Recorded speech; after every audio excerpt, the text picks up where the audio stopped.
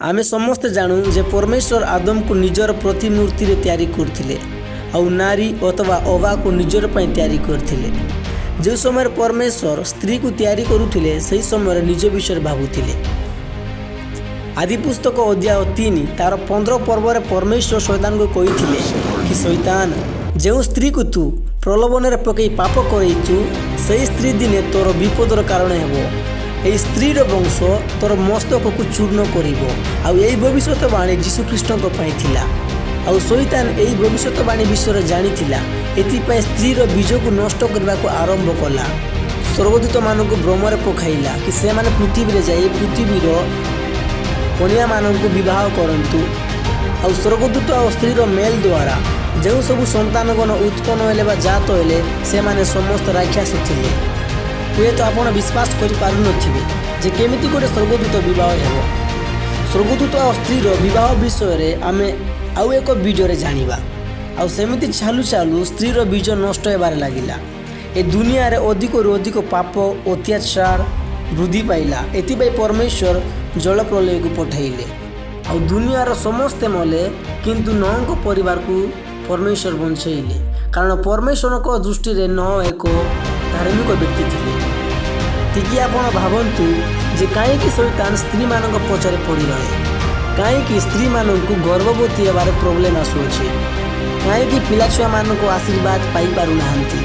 गर्भपात बा ऑपरेशन दिनक दिन बढ़ी चली। सरकार मध्य यही विषय को लीगली कर घृणा करे शैतान छुआ मान स्त्री मान कारण से जानी जेबे गोटे छुआ जन्म निए से छुआ आगे जाएगी अनेक लोकर उदार कारण हो पारे। बाइबल रे आमे देखीछे जेबे भी एमिति छुआ जन्म नेउथिला शैतान राज्य को विपद आनिबार सक्षम होउथिला। और शैतान तेबे तेबे छुआ मान को ऊपर अटैक करुथिला, मारिबा कुचा करुथिला।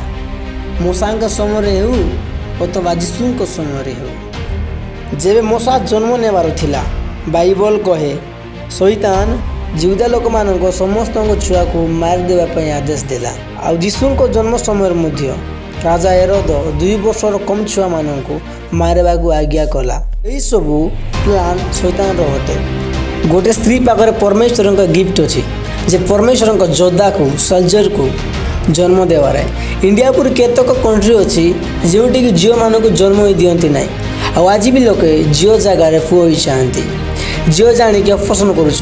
को कौन लगे कि यही ऑपरेशन बा गर्भपात लोक मान द्वारा सेटअप करा जायछि कि यही प्लान शैतान द्वारा करा जायछि। से प्रभु जीशुख्रीष्ट को यही दुनिया रे आसीबार रखी पारला ना। एबे तार चेष्टा भविष्यत रे आसुतिबा प्रभुंकर लोक मान को रखिबा पई। जदि दुनिया रे जियो ही रहिबे नाही कोटिरु छुआ अथवा पुओ जन्म नेबे। बाइबल कहे पुओ एउ कि झियो सेटा परमेश्वर को गोटे गिफ्ट अटे। आज भी लोग जानी पारु नाहंती जे गोटे स्त्री केते भयंकर परमेश्वर गिफ्ट को दुनिया रे आनी पारे। परमेश्वर शैतान को कहिथिबो सही समय रे कि शैतान तू तो पाप करिलु स्त्री द्वारा किंतु मु प्रत्येक प्लान करि सारिछि लीगली दुनिया रे जीवा पाई आउ तोते आउ तोर मस्तक को चूर्ण करिवा पाई। हुए तो परमेश्वर सही समय रे एई कथा कहिथिबो।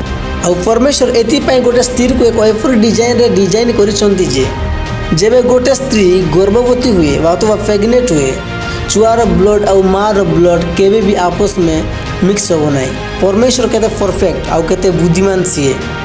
छुआ मार पेटर रही कि खाइबा पीवा रिसीव करे किंतु केबे भी मार और छुआर ब्लड ग्रुप समान ही न थाए। यार भेद गभीर अटे। एटा गोटे शैतान ऊपर तमसा थिला कारण परमेश्वर आरंभ ही स्त्री गर्भ रे आसीबा प्लान कर देथिले।